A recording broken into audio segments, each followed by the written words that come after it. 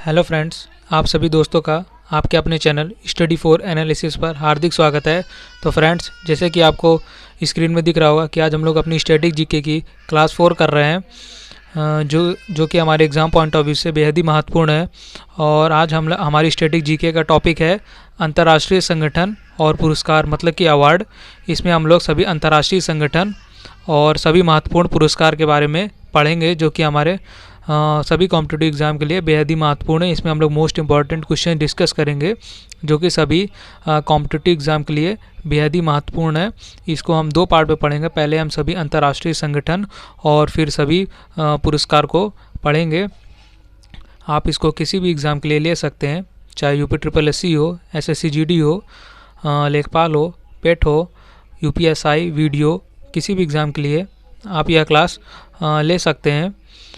और चलिए फ्रेंड्स, अब हम वीडियो को शुरू करते हैं। और एक बात और कि इस वीडियो की जो पीडीएफ फाइल है वो आपको डिस्क्रिप्शन बॉक्स में प्रोवाइड करा दी जाएगी, तो डिस्क्रिप्शन बॉक्स ज़रूर जाके चेक करिए और पीडीएफ को डाउनलोड करके अपने अच्छे से पढ़िए। तो फ्रेंड्स, चलिए हम लोग वीडियो को शुरू करते हैं। इस हमारे नंबर पहली हेडिंग है अंतर्राष्ट्रीय संगठन, जिसमें कि हमारा नंबर पहले पे है संयुक्त राष्ट्र संघ। इसका मुख्यालय हमारा न्यूयॉर्क में।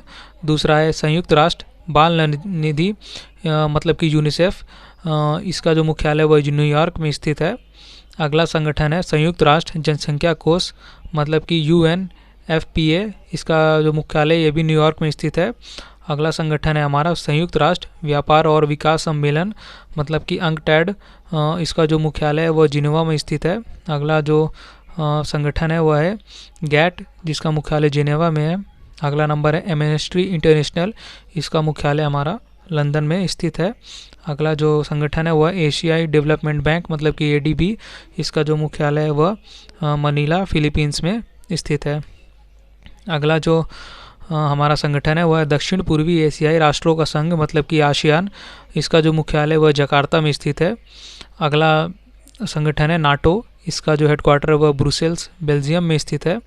अगला जो संगठन है वह अफ्रीका एकता संगठन, मतलब कि OAU। इसका जो मुख्यालय वह आदिश अबाबा में स्थित है। अगला मतलब कि हमारा संगठन है रेड क्रॉस। इसका मुख्यालय जिनेवा, स्विट्ज़रलैंड में है। अगला मुख्यालय है सार्क। इसका जो मुख्यालय है वह काठमांडू, नेपाल में स्थित है। अगला मुख्यालय हमारा संयुक्त राष्ट्र पर्यावरण कार्यक्रम, मतलब कि UNEP। इसका जो मुख्यालय वह नैरोबी, केन्या में स्थित है। हमारा अगला अब संगठन है यह इंटरपोल।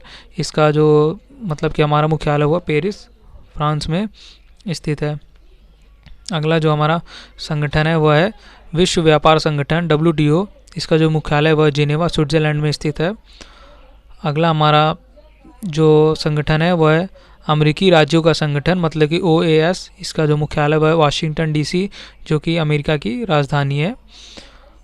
अगला प्रश्न है हमारा अरब लीग। ये इसका जो मुख्यालय वह काहिरा में स्थित है। अगला संगठन है वह है परस्पर आर्थिक सहायता परिषद, मतलब कि कॉमकॉन। इसका जो मुख्यालय वह मॉस्को में स्थित है। अगला जो हमारा संगठन है वह है world council of charges, WCC। इसका जो मुख्यालय वह जिनेवा में स्थित है। अगला जो हमारा संगठन है वह यूरोपीय ऊर्जा आयोग, मतलब कि EEC। इसका जो हेडक्वार्टर है, मतलब मुख्यालय है वह जिनेवा में स्थित है। अगला हमारा संगठन है अफ्रीकी आर्थिक आयोग, मतलब ECA। इसका जो हमारा मुख्यालय है वो आदिश अबाबा में स्थित है। अगला अब हमारा संगठन है वह है पश्चिमी एशिया आर्थिक आयोग, पश्चिमी एशिया आर्थिक आयोग, मतलब कि ECWA। इसका जो मुख्यालय है वो बगदाद में स्थित है। हमारा अगला संगठन है संयुक्त राष्ट्र शरणार्थी उच्चायोग, मतलब UNHCR। इसका जो मुख्यालय है वो जिनेवा, स्विट्ज़रलैंड में स्थित है। अगला संगठन है हमारा अंतर्राष्ट्रीय परमाणु ऊर्जा एजेंसी, मतलब कि IAEA। इसका जो मुख्यालय है वह वियना, ऑस्ट्रिया में स्थित है। अगला जो संगठन है वह संयुक्त राष्ट्र औद्योगिक विकास संगठन, मतलब कि UNIDO। इसका जो हमारा मुख्यालय है वह वियना में स्थित है। अगला जो हमारा संगठन है वह है संयुक्त राष्ट्र व्यापार एवं विकास सम्मेलन, मतलब कि UNCTAD।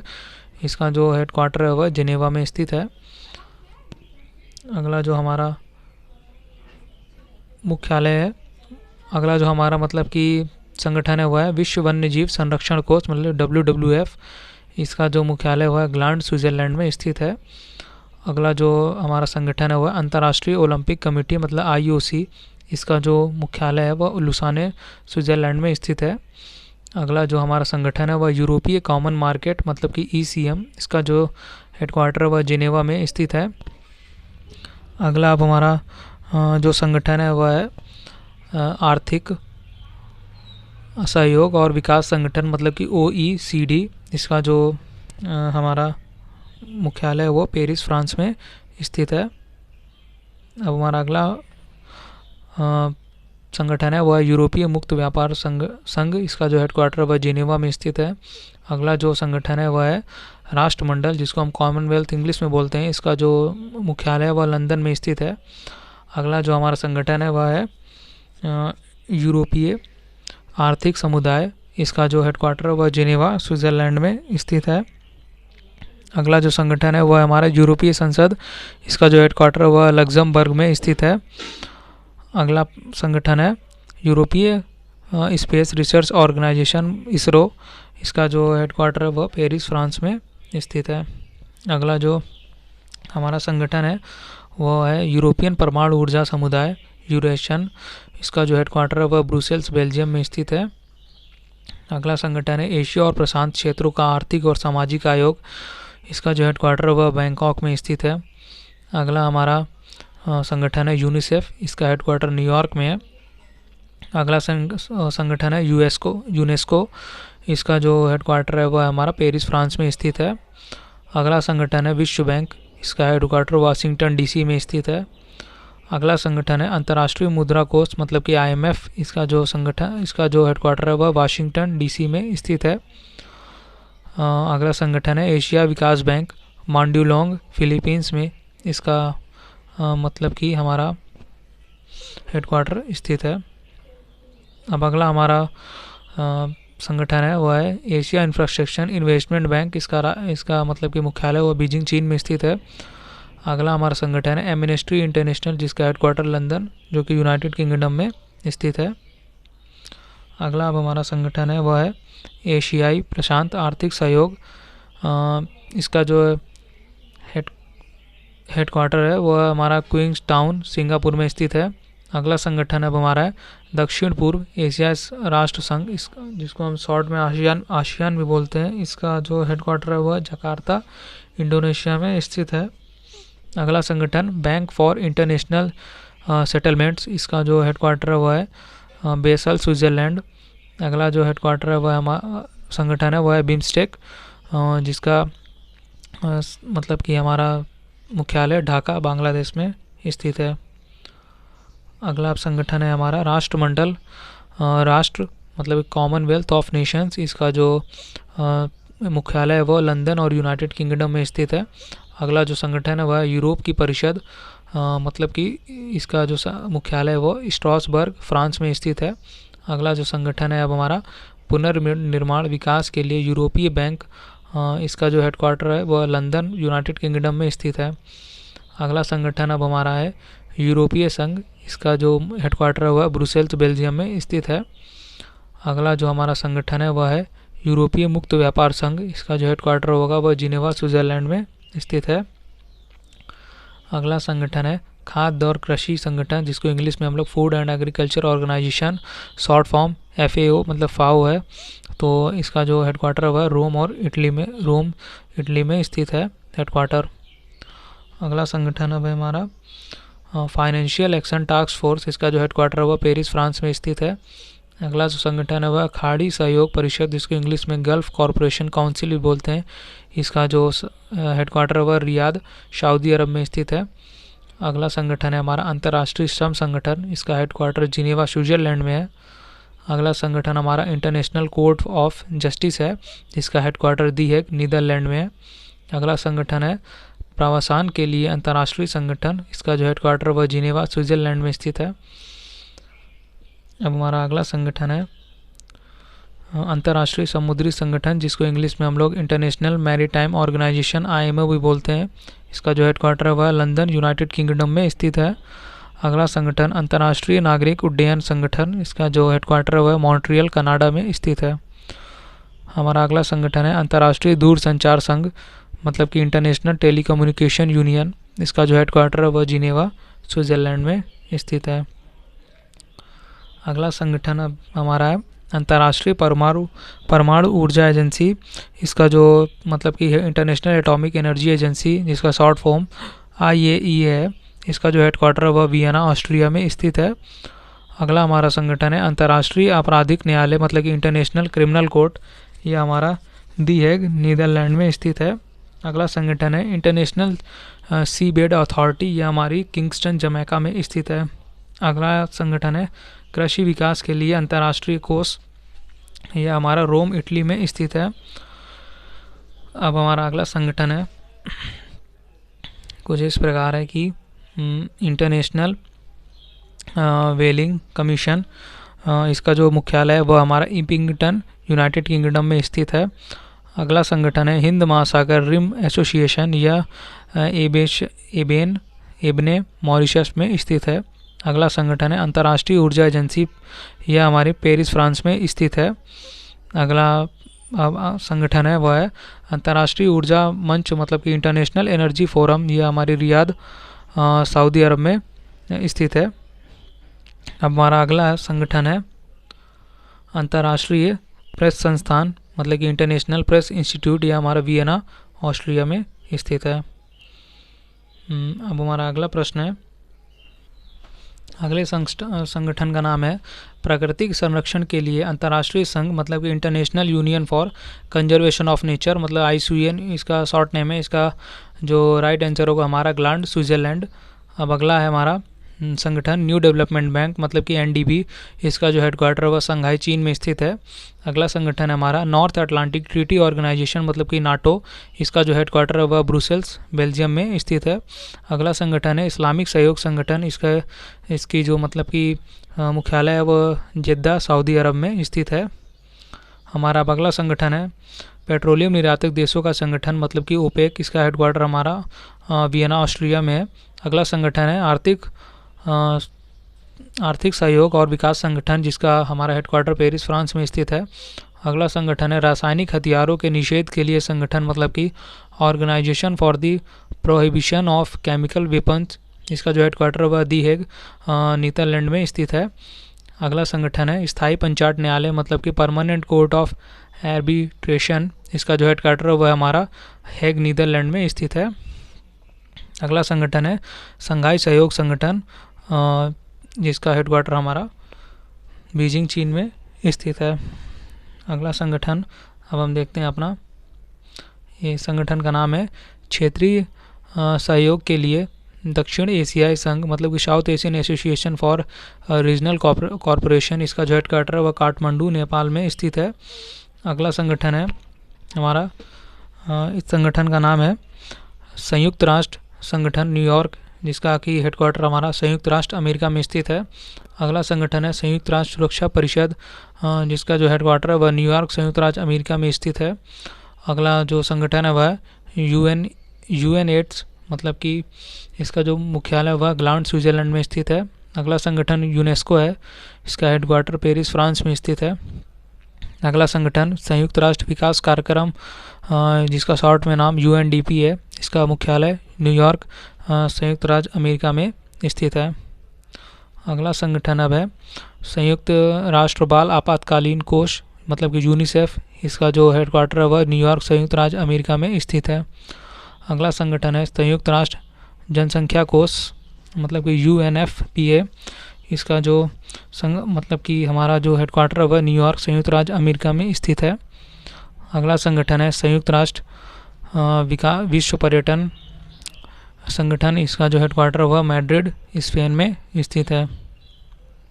अगला संगठन अब है संयुक्त राष्ट्र अंतर क्षेत्रीय अपराध और न्याय अनुसंधान संस्थान, मतलब कि इसका शॉर्ट नेम UNICRI है, इसका जो मतलब कि हेडक्वार्टर है वह ट्यूरिन इटली में स्थित है। अगला संगठन अब है संयुक्त राष्ट्र औद्योगिक विकास संस्थान, इसका जो हेडक्वार्टर वह वियना ऑस्ट्रिया में स्थित है। अगला संगठन है यूनिवर्सल पोस्टल यूनियन, मतलब कि इसका जो हेडक्वार्टर है वह बर्न स्विट्ज़रलैंड में स्थित है। अगला संगठन है संयुक्त राष्ट्र विश्वविद्यालय, जिसका कि हेडक्वार्टर टोक्यो जापान में स्थित है। अगला संगठन है संयुक्त राष्ट्र महिला, इसका जो हमारा हेडक्वार्टर है वह न्यूयॉर्क संयुक्त राज्य अमेरिका में स्थित है। अगला संगठन है संयुक्त राष्ट्र पर्यावरण, इसका जो हमारा मतलब कि हेडक्वार्टर है वह नैरोबी केन्या में स्थित है। अगला जो संगठन है वह व्यापार और विकास पर संयुक्त राष्ट्र सम्मेलन, जिसका शॉर्ट फॉर्म अंकटाड होता है, इसका जो हेडक्वार्टर है वह जिनेवा स्विट्ज़रलैंड में स्थित है। अगला संगठन है संयुक्त राष्ट्र पर्यावरण कार्यक्रम, इसका जो हेडक्वार्टर है वह नैरोबी केन्या में स्थित है। अगला संगठन है आपदा जोखिम न्यूनीकरण के लिए संयुक्त राष्ट्र कार्यालय, इसका जो हमारा संगठन है इंग्लिश में नेम होगा United Nations office for disaster risk reduction, जिसका शॉर्ट नेम UNDRR है। इसका जो हेडक्वार्टर है वह जिनेवा स्विट्ज़रलैंड में स्थित है। अगला संगठन हम देखते हैं ड्रग्स एंड क्राइम पर संयुक्त राष्ट्र कार्यालय, मतलब कि United Nations office on drugs and crime, जिसका शॉर्ट फॉर्म UNODC है। इसका जो हमारा हेडक्वार्टर वह वियना ऑस्ट्रिया में स्थित है। अगला संगठन है विश्व मौसम विज्ञान संगठन, इसका जो हेडक्वार्टर है वह जिनेवा स्विट्ज़रलैंड में स्थित है। अगला संगठन है विश्व बौद्धिक संपदा संगठन, मतलब कि इंग्लिश में इसका नाम होगा वर्ल्ड इंटेलेक्चुअल प्रॉपर्टी ऑर्गेनाइजेशन, जिसका हेडक्वार्टर हमारा जिनेवा स्विट्ज़रलैंड में स्थित है। अगला संगठन कुछ इस प्रकार है कि विश्व स्वास्थ्य संगठन, मतलब कि WHO, इसका जो हेडक्वार्टर है वह जिनेवा स्विट्ज़रलैंड में स्थित है। अगला संगठन है विश्व बैंक समूह, मतलब कि वर्ल्ड बैंक ग्रुप, इसका जो हेडक्वार्टर है वह वाशिंगटन DC, जो कि संयुक्त राज्य अमेरिका में स्थित है। अगला संगठन है विश्व व्यापार संगठन, मतलब कि वर्ल्ड ट्रेड ऑर्गेनाइजेशन WTO, इसका हेडक्वार्टर जिनेवा स्विट्ज़रलैंड में स्थित है। अब हमारा अगला संगठन है विश्व खाद्य कार्यक्रम, मतलब कि वर्ल्ड फूड प्रोग्राम, इसका जो हेडक्वार्टर है वह रोम इटली में स्थित है। अगला संगठन विश्व सीमा शुल्क संगठन, इसका जो हेडक्वार्टर वह ब्रुसेल्स बेल्जियम में स्थित है। अगला संगठन है विश्व आर्थिक मंच, इसका जो इंग्लिश में नाम होता है वर्ल्ड इकोनॉमिक फोरम, इसका जो हेडक्वार्टर है वह कोलोन, जो कि जिनेवा स्विट्ज़रलैंड में स्थित है। अगला संगठन अब हमारा कुछ इस प्रकार है कि विश्व यात्रा और पर्यटन परिषद, जिसको इंग्लिश में हम लोग world Travel and Tourism council बोलते हैं, इसका जो हेडक्वार्टर है वह लंदन यूनाइटेड किंगडम में स्थित है। अगला संगठन है हमारा world wide fund for nature, इसका जो हेडक्वार्टर वह ग्लांड स्विट्ज़रलैंड में स्थित है। अब हम देखते हैं कुछ क्वेश्चन टाइप में संयुक्त राष्ट्र संगठन का मुख्यालय कहाँ स्थित है। इसका राइट आंसर होगा संयुक्त राष्ट्र संगठन का जो मुख्यालय है वह संयुक्त राज्य अमेरिका के न्यूयॉर्क शहर में स्थित है। हमारा अगला प्रश्न है, इसमें हम लोग एक ही प्रश्न में कई जगह के मुख्यालय को कवर करेंगे, जिसमें कि हमारा नंबर पहले पे है जिनेवा में स्थित संगठन का नाम क्या है। इसका जो राइट आंसर होगा, मतलब कि हमें बताना है कि जिनेवा में जितने भी संगठन हैं उनके मतलब कि उनके नाम हमें बताने हैं। तो यूरोपीय मुक्त व्यापार संघ, अंतर्राष्ट्रीय श्रम संगठन, प्रवासन के लिए अंतर्राष्ट्रीय संगठन, अंतर्राष्ट्रीय दूरसंचार संघ, व्यापार और विकास पर संयुक्त राष्ट्र सम्मेलन UNETS, और फिर विश्व व्यापार संगठन, विश्व मौसम विज्ञान संगठन, विश्व बौद्धिक संपदा संगठन और विश्व स्वास्थ्य संगठन, इन सभी के मुख्यालय जिनेवा में स्विट्ज़रलैंड में स्थित हैं। अब इसी तरह हम अगला पढ़ेंगे, किस अंतर्राष्ट्रीय संगठन का मुख्यालय पेरिस में है। इसका राइट आंसर हो जाएगा पेरिस में जो मुख्यालय है वह महत्वपूर्ण है, जैसे कि अंतर्राष्ट्रीय संगठन यूनेस्को का है, अंतर्राष्ट्रीय ऊर्जा एजेंसी है। अगला है हमारा आर्थिक सहयोग और विकास संगठन की वित्तीय कार्रवाई का मुख्यालय जो है वह स्थित है। अब हमको बताना है कि लंदन में मुख्यालय वाले अंतर्राष्ट्रीय संगठन कौन कौन से हैं।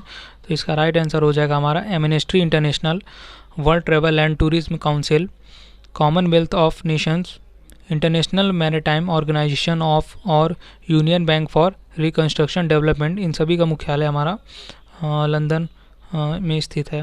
अगला अब हमारा प्रश्न है, संयुक्त राष्ट्र बाल निधि मतलब कि यूनिसेफ का जो मुख्यालय है वह कहाँ है। इसका राइट आंसर होगा न्यूयॉर्क में स्थित है। अगला प्रश्न है, संयुक्त राष्ट्र जनसंख्या कोष मतलब कि UNFPA, इसका जो हेडक्वार्टर है वह ये भी न्यूयॉर्क में स्थित है। अगला संगठन है विश्व संयुक्त राष्ट्र व्यापार और विकास सम्मेलन मतलब कि अंकटाड, इसका भी हेडक्वार्टर हमारा जिनेवा में स्थित है। अगला संगठन है विश्व स्वास्थ्य संगठन, इसका जो हेडक्वार्टर है वह जिनेवा स्विट्जरलैंड में स्थित है। अगला संगठन है अंतर्राष्ट्रीय श्रम संगठन, जिसका कि हेडक्वार्टर जिनेवा में स्थित है।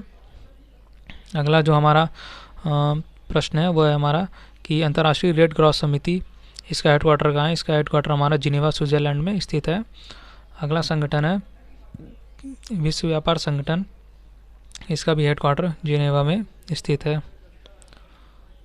अगला प्रश्न है हमारा कि विश्व मौसम विज्ञान संस्थान कहाँ है? इसका राइट आंसर होगा जिनेवा में। अगला संगठन है विश्व बौद्धिक संपदा संगठन, कहाँ है? इसका राइट आंसर होगा जिनेवा। अगला संगठन है अंतर्राष्ट्रीय मानक संगठन, इसका जो हेडक्वार्टर वो भी जिनेवा में स्थित है। अगला संगठन हमारा है आर्थिक सहयोग और विकास संगठन मतलब कि OECD, इसका जो हेडक्वार्टर है वह हमारा पेरिस में स्थित है। अगला संगठन हमारा होगा संयुक्त राष्ट्र औद्योगिक विकास संगठन मतलब कि यूनिडो, इसका जो हेडक्वार्टर है वो भी हमारा वियना में स्थित है। अगला संगठन है हमारा अंतर्राष्ट्रीय परमाणु ऊर्जा एजेंसी, इसका राइट आंसर होगा वियना ऑस्ट्रिया। अगला संगठन है हमारा कि पेट्रोलियम निर्यातक देशों का संगठन ओपेक, इसका जो हेडक्वार्टर है वह वियना ऑस्ट्रिया में स्थित है। अगला संगठन है अंतर्राष्ट्रीय समुद्रवर्ती संगठन, इसका जो हेडक्वार्टर है वह लंदन यूनाइटेड किंगडम मतलब कि ब्रिटेन में स्थित है। अगला संगठन होगा यूनिवर्सल पोस्ट यूनियन मतलब कि इसका जो हमारा हेडक्वार्टर है वह बर्न में स्थित है। अगला प्रश्न है ट्रांसपेरेंसी इंटरनेशनल, इसका जो हेडक्वार्टर है वह बर्लिन में स्थित है। अगला संगठन है हमारा अंतर्राष्ट्रीय अक्षय ऊर्जा एजेंसी, इसका जो हेडक्वार्टर है वह अबू धाबी संयुक्त अरब अमीरात में स्थित है। अगला संगठन है एशिया प्रशांत आर्थिक सहयोग फोरम मतलब कि ओपेक, इसका जो अपेक, इसका जो हमारा हेडक्वार्टर है वह सिंगापुर में स्थित है। अगला संगठन है हमारा इस्लामी सहयोग संगठन, इसका जो हेडक्वार्टर है वह जेद्दा सऊदी अरब में स्थित है। अगला संगठन है क्षेत्रीय सहयोग के लिए हिंद महासागर रिम संघ, इसका जो हेडक्वार्टर है हमारा इबेन मॉरिशस में स्थित है। अगला संगठन है रासायनिक हथियार निषेध संगठन, जिसका कि हेडक्वार्टर हमारा दी है नीदरलैंड में स्थित है। अगला संगठन है हमारा अंतर्राष्ट्रीय ओलंपिक समिति, इसका हेडक्वार्टर लुसाने स्विट्जरलैंड में स्थित है। अगला संगठन है विश्वव्यापी प्रकृति निधि, इसका जो हेडक्वार्टर होगा ग्लांड स्विट्जरलैंड में स्थित है। अगला संगठन है शुद्ध एवं अनुप्रयोगिक रासायनिक का अंतर्राष्ट्रीय संघ, इसका जो हेडक्वार्टर है वह ज्यूरिख स्विट्जरलैंड में स्थित है। अगला संगठन है विश्व आर्थिक मंच, इसका हेडक्वार्टर जिनेवा स्विट्जरलैंड में स्थित है। अगला संगठन है अंतर्राष्ट्रीय जल संरक्षण संगठन, इसका हेडक्वार्टर मोनाको में स्थित है। अब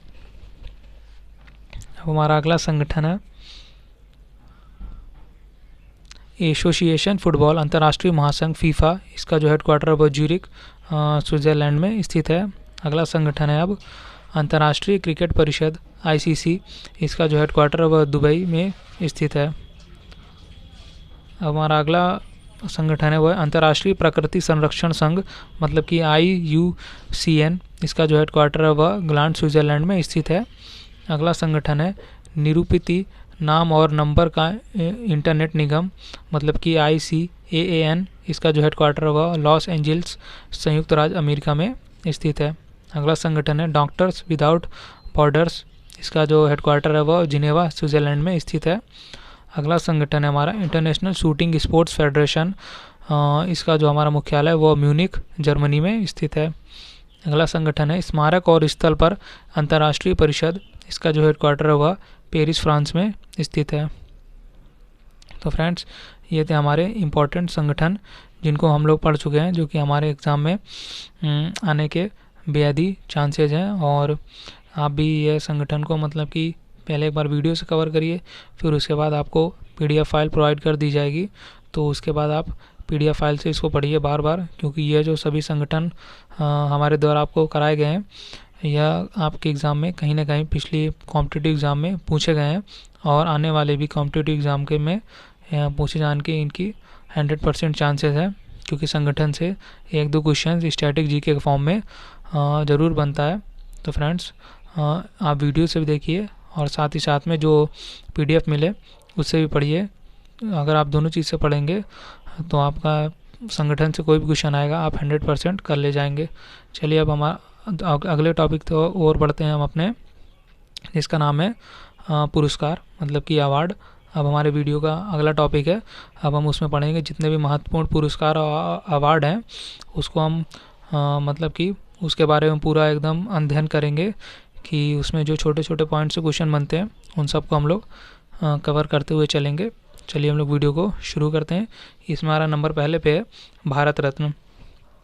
तो हम देखेंगे इसमें कि भारत रत्न मतलब कि इसका इतिहास देखेंगे, क्योंकि इन्हीं सब से जो हम पढ़ेंगे इसमें पूरा इन्हीं सब से कहीं ना कहीं से बीच बीच से क्वेश्चन पूछ लेता है और वेरी शॉर्ट फॉर्म में हमारे द्वारा हमको कराया जा रहा है। तो अगर आप इतना जो अवार्ड आपको कराया जा रहा है इतना आप पढ़ लेंगे तो जो अवार्ड मैं आपको करा रहा हूँ इससे बाहर एक भी क्वेश्चन नहीं जाएगा। तो चलिए हम लोग बिना देरी किए हम लोग अब आगे बढ़ते हैं। इसमें हमारा नंबर पहला है भारत रत्न। इसमें हम पढ़ रहे हैं कि भारत रत्न देश का सर्वोच्च नागरिक पुरस्कार है। इसे 1954 में स्थापित किया गया था। जाति, व्यवसाय, पद, लिंग या धर्म के भेद के बिना कोई भी व्यक्ति इस पुरस्कार के लिए पात्र है। यह मानव सेवा के लिए किसी भी क्षेत्र में असाधारण सेवा या उच्चतम क्रम के प्रदर्शन के लिए सम्मानित किया जाता है। पुरस्कार प्रदान करने पर प्राप्तकर्ता को राष्ट्रपति द्वारा हस्ताक्षरित एक सनद मतलब कि प्रमाण पत्र टाइप होता है और एक पदक दिया जाता है।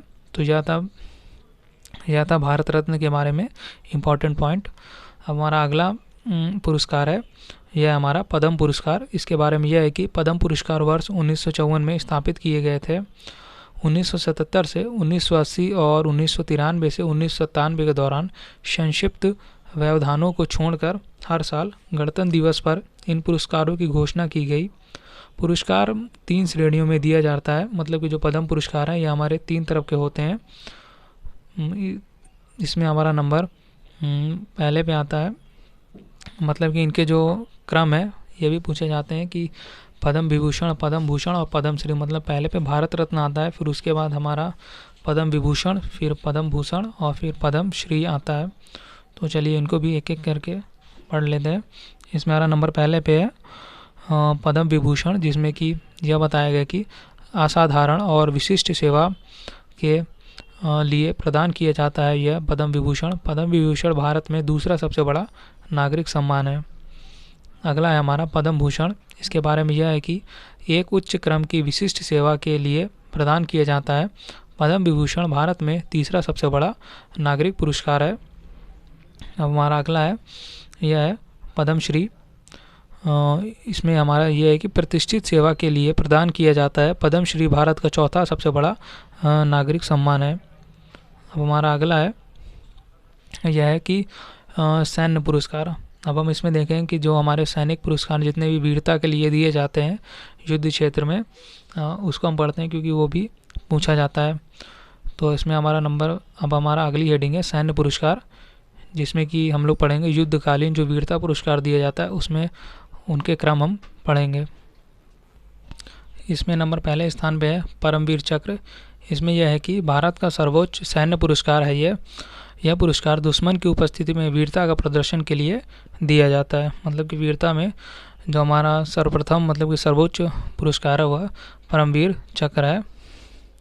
इसके बाद हमारा आता है महावीर चक्र। भारत का दूसरा सबसे बड़ा सैन्य पुरस्कार है ये, और इसे दुश्मन की उपस्थिति में चाहे वह जमीन पर हो, समुद्र में हो या हवा में हो, वीरता के कार्यों के लिए सम्मानित किया जाता है। अगला हमारा वीरता सम्मान है वीर चक्र। यह युद्धकालीन वीरता के पुरस्कारों में पूर्वता में तीसरा सर्वोच्च सैन्य पुरस्कार है।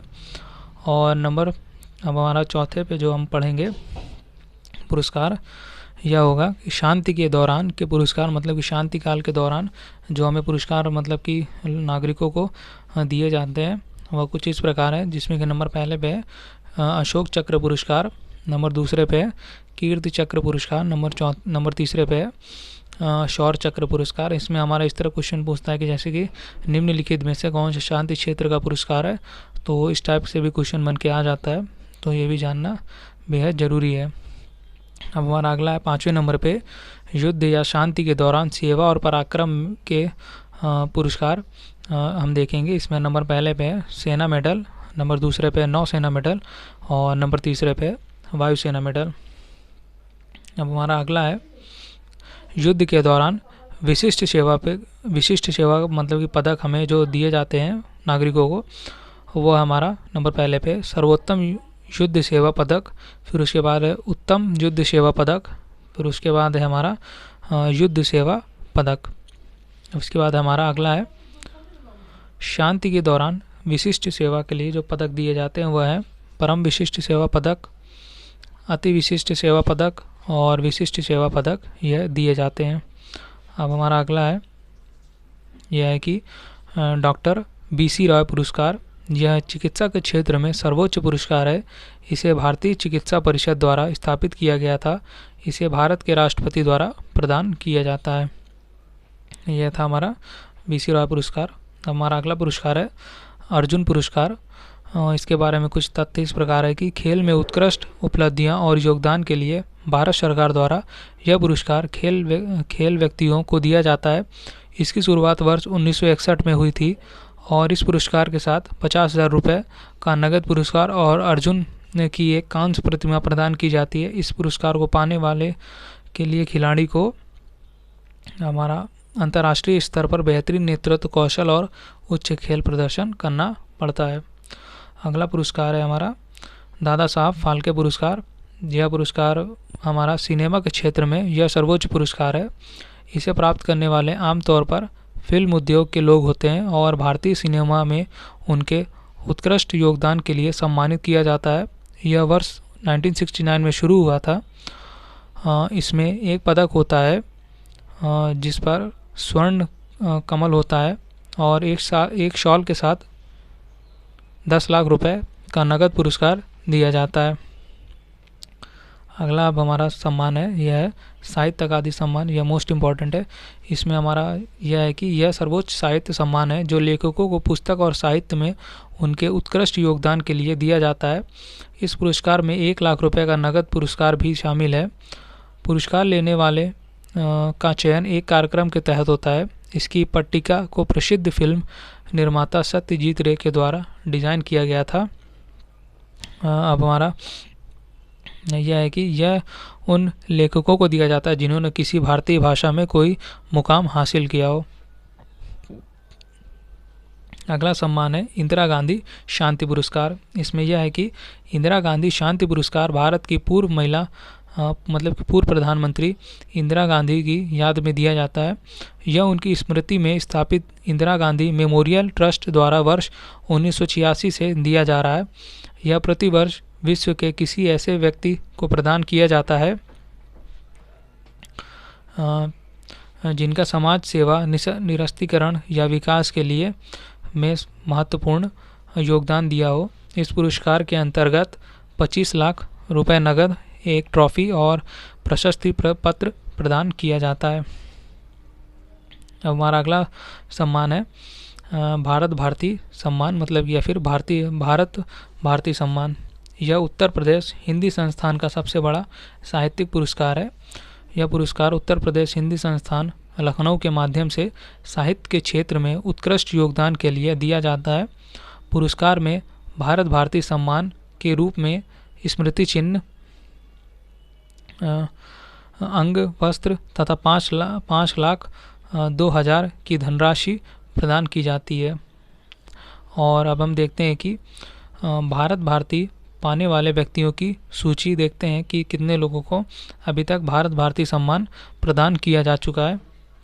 इसमें हमारा नंबर पहले पे हैं श्रीमती महादेवी वर्मा जी, जिनको वर्ष 1981 में भारत भारती सम्मान मिला था। नंबर दूसरे पे श्री जैनेंद्र कुमार, इनको वर्ष 1982 में भारत भारती सम्मान प्रदान किया गया। नंबर तीसरे पे श्री सचिनानंद हीरानंद वात्स्यायन आगे, इनको वर्ष 1983 में मिला था। चौथे पे हमारे डॉक्टर राम कुमार वर्मा, इनको वर्ष 1984 में मिला था। पाँचवें पे हैं श्री अमृतलाल नागर, इनको वर्ष 1985 में दिया गया था। छठवें पे हमारे पंडित श्री नारायण चतुर्वेदी, इनको वर्ष 1986 में दिया गया था। सातवें नंबर पे हैं श्री नागार्जुन इनको वर्ष 1987 में प्रदान किया गया था भारत भारती सम्मान। 8वें नंबर पे हैं डॉक्टर रामविलास शर्मा, इनको वर्ष 1988 में प्रदान किया गया था। 9वें नंबर पे हैं श्री धर्मवीर भारती, इनको 1989 में भारत भारती सम्मान मिला था। 10वें नंबर पे हैं श्रीयुत श्री नरेश मेहता, इनको वर्ष 1990 में मिला था।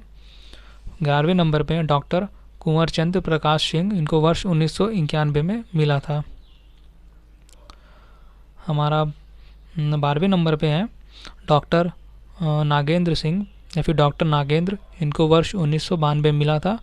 13वें नंबर पे हैं डॉक्टर शिव मंगल सिंह, इनका जो निक नेम और सुमन है, इनको वर्ष 1993 में मिला था। 14वें नंबर पे हैं डॉक्टर रघुवंश, इनको वर्ष 1994 में मिला था। 15वें नंबर पे हैं श्री अमृत राय, इनको वर्ष 1995 में दिया गया था। 16वें नंबर पे हैं प्रोफेसर विजेंद्र स्नातक, इनको वर्ष 1996 में दिया गया था। 17वें नंबर पे हैं डॉक्टर विद्या निवास मिश्र, इनको वर्ष 1997 में दिया गया था।